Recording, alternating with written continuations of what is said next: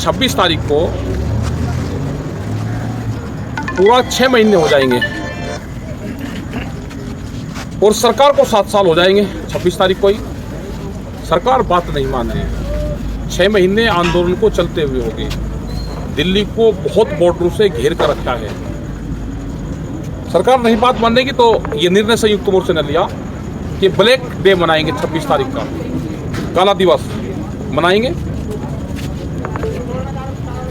काले झंडे अपने घरों पर लगाएंगे, अपनी गाड़ियों पर लगाएंगे, अपने ट्रैक्टर पर लगाएंगे और 10-11 बजे के आसपास सुबह किसी भी टाइम जिसको टाइम मिले वो अपने गांव में, अपने चौराहे पे, अपने शहर में कहीं पे भी सरकार का पुतला दहन करेगा।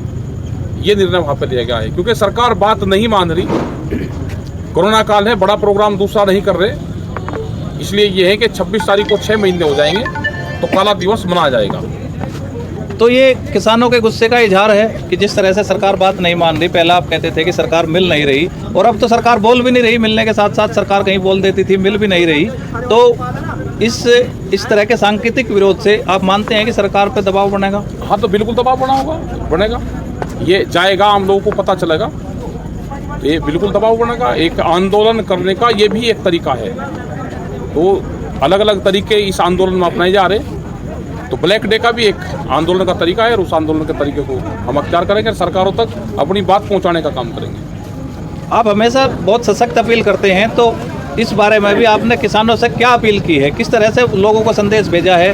क्या तरीका किसान संगठन अपना रहे हैं? वर्चुअल मीटिंग भी कर रहे हैं, आपस में व्हाट्सएप ग्रुप पे बहुत लिटरेचर भी भेजा जा रहा, तमाम पोस्टर भी भेजे जा रहे हैं। तो अब किसानों से किस तरह की अपील है और आगे आंदोलन को किस तरफ ले जाना चाहते हैं आप लोग?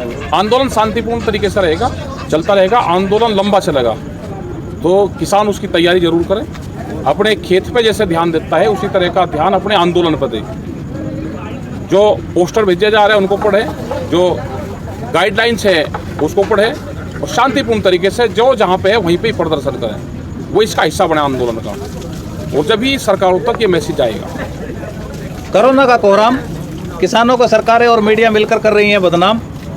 एक सूची जारी की है हरियाणा सरकार ने कि देखिए किसान आंदोलन से आते हैं, गांव-गांव में कोरोना फैला रहे हैं, जबकि सच्चाई ये है कि कोरोना के केस आज तक किसी बॉर्डर पे आधिकारिक रिकॉर्ड में नहीं मिले हैं। अगर किसी किसान को हार्ट अटैक भी आता है, उसको हॉस्पिटल ले जाया जाता है तो जबरदस्ती उसको कोरोना का मरीज साबित करने का प्रयास किया जाता है। ऐसी घटना 2 दिन पहले भी सोनीपत के हॉस्पिटल में हुई है।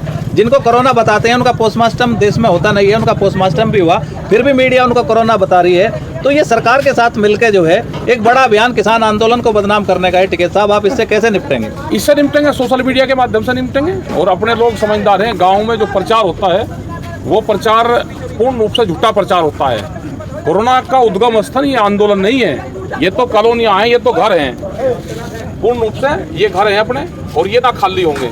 ये जिस तरह से मीडिया प्रचार कर रही है, जिस तरह से सरकारें उनके माध्यम से प्रचार करवा रही हैं कि किसान चला जाएं।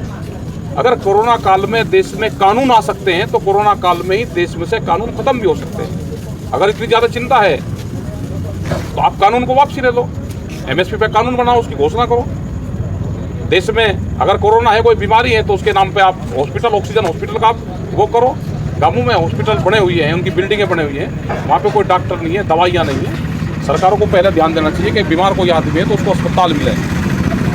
किसान का रास्ता पार्लियामेंट जाता है, बीमार आदमी का रास्ता हॉस्पिटल जाता है, तो दोनों के रास्ते अलग अलग हैं। कोई भ्रम की स्थिति में न रहें। बीमार कोई होगा तो अस्पताल जाएगा, सरकार की जिम्मेदारी है। और किसान आंदोलन का रास्ता पार्लियामेंट जाता है, इसका समाधान पार्लियामेंट से होगा। तो इन अफवाहों पर ध्यान न दें। सरकार है, बदनाम करने की कोशिश करेगी, ये भी एक सरकार का षड्यंत्र है, उससे बचना है हमको। देखिए, कई दिनों से खबरें छप रही हैं कि गंगा में शव आ रहे हैं और दुख का विषय ये है कि संस्कृति के अनुसार जो है अंतिम संस्कार किया जाता है। लेकिन उत्तर प्रदेश से एक बहुत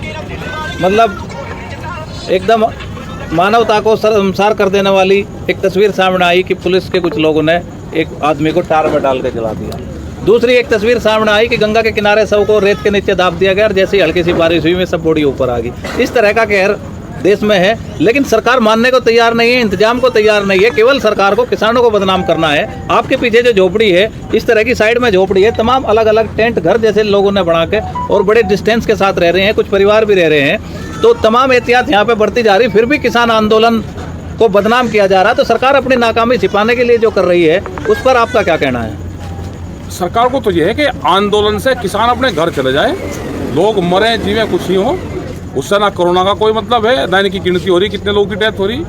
यहाँ तो लोग सुरक्षित महसूस मानते हैं अपने आप को। यहाँ पे सैनिटाइजर का छिड़काव होता है, यहाँ पे जो फॉगिंग होती है वो होती है हर रोज़। तो यहाँ पे बीमारियाँ नहीं हैं। बीमारी तो गाँव में होगी, शहर में होगी, कॉलोनी में होगी, उसका इलाज करें, हॉस्पिटलों को बनाएं। हॉस्पिटलों में ऑक्सीजन नहीं है, ऑक्सीजन का इंतजाम करें। पूरे देश में हाहाकार मचा हुआ है, हम अपना शांति से यहाँ बैठे, हमको डिस्टर्ब करने की कोशिश ना करें। जब सरकार बातचीत करना चाहेगी, हम जब सरकार से बात कर लेंगे। अभी अपने हॉस्पिटलों पर ध्यान दे सरकार। जिस कॉरपोरेट के खिलाफ आपकी लड़ाई है, इस कोरोना काल में देखने को उसका एक रूप और मिला है कि सरकारें लंबे समय से, किसी की भी सरकार रही हो, स्वास्थ्य, ग्रामीण चिकित्सा और शिक्षा पे बजट खत्म करती रही, उसको घटाती रही, जिससे सरकारी अस्पताल और स्कूल बंद होने के कगार पर आ गए। आज भी वही स्थिति है, लेकिन वर्तमान में ये तमाम शिकायतें आ रही हैं कि प्राइवेट जो निजी अस्पताल है उनको लूट की छूट मिली हुई है। 5 लाख रुपए एडवांस में जमा कराते हैं। कोरोना का इलाज अगर होता है तो वो 10 लाख रुपए से लेकर 50 लाख रुपए तक दिल्ली NCR में होता है। तमाम उपकरण छोटे जो शहरों में है उसी इलाज के वो 5 से 10 लाख रुपए लेते हैं। सरकारी सिस्टम ध्वस्त हो चुका है, लेकिन सरकार अभी उसको मान नहीं रही है। सरकार ने एक पैकेज बनाया है कि 50,000 करोड़ रुपए का लोन सस्ती रियायती दरों पे निजी अस्पतालों को देंगे। अगर यही काम सरकारी अस्पतालों के लिए किया जाता तो इसका क्या लाभ होता, और जिस तरह से निजीकरण को बढ़ावा दिया जा रहा है तो इसके इफेक्ट आप देख चुके हैं। तो इस पर आपकी क्या राय है? सरकारी हॉस्पिटलों को ये फंड देते, वहाँ पे जो बिल्डिंग बनी हुई है उसमें डॉक्टरों को बैठाते, वहाँ पर दवाई देते, तो ये देश बचता, गरीब आदमी अपना इलाज करवा लेता। आज सारा प्राइवेटेशन हो रहा है, प्राइवेट हॉस्पिटलों में लूट के सिवा कुछ नहीं है। डॉक्टर बच के जाते हैं, लेकिन उनको पैसा चाहिए। पूरी जनता से जो पैसा है कोरोना के नाम पे वो खाली करवा लिया। एक बड़ा षड्यंत्र है। सरकारी हॉस्पिटल, हमारे सरकारी डॉक्टर, उसके इंतजाम करना चाहिए था। उतना फंड उन पर हम लगाते तो उससे ज़्यादा फायदा हो जाता। और बहुत जगह जहाँ प्रेशर दे के काम करवाए हैं वहाँ पे काम चल रहे हैं। 8-8, 9-9, 10-10 सिलेंडर एक का गांव में अगर दे दिए तो उससे बहुत लोगों की जान बची। यहाँ पे जो सिख समुदाय हैं, इंटरनेशनल खालसा के माध्यम से जो यहाँ पे गाजियाबाद में लंगर चला गया ऑक्सीजन का, उससे कई हजार लोगों की जान यहाँ पे बची। संयुक्त मोर्चे उनका धन्यवाद कर रहा, उनके साथ में हमेशा रहता है। जब पुलिस उनको तंग करती थी तो किसान संगठन वहाँ पे खड़ा हुआ, और आज यही सरकारें, यही अधिकारी उसकी तारीफ कर रहे। आज उनको पूर्ण रूप से वे फैसिलिटी अवेलेबल करवाई। अगर वो पहले से ही करवा देते तो बहुत लोग ऐसा हैं कि जो इसमें योगदान दे सकते हैं। बहुत जगह हमने अपने सिलेंडर भिजवाए तो उन सिलेंडरों से लोगों की जान बची है। तो ऑक्सीजन पर हमको काम करना चाहिए, दवाइयों पर हमको काम करना चाहिए, और जो रूरल पे जो हॉस्पिटलों की बिल्डिंग पड़ी है उनको ठीक करके वहाँ पर हमको काम करना चाहिए।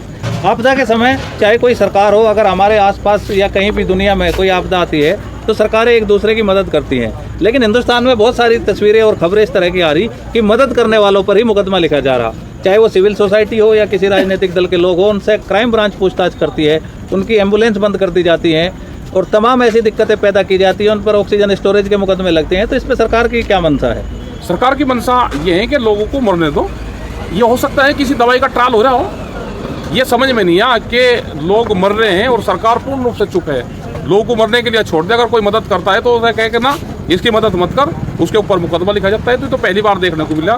तो इसका जनता ही इसका जवाब देगी पूर्ण रूप से, कौन लोग उनकी मदद कर रहे हैं और कौन लोग अपने घरों में बैठे हैं। जितने भी लीडर्स हैं वो कोई सड़कों पर नहीं है, कोई बातचीत नहीं करना चाहता, कोई अपने लोगों की मदद नहीं करना चाहता। गरीब आदमी अपने मरीज को लेके और हॉस्पिटलों की ठोकरें खाता फिरता है, उसको कोई इलाज नहीं मिलता। तो ये है कि सरकारों को शर्म आनी चाहिए और भारत सरकार को इस्तीफा देना चाहिए। धन्यवाद।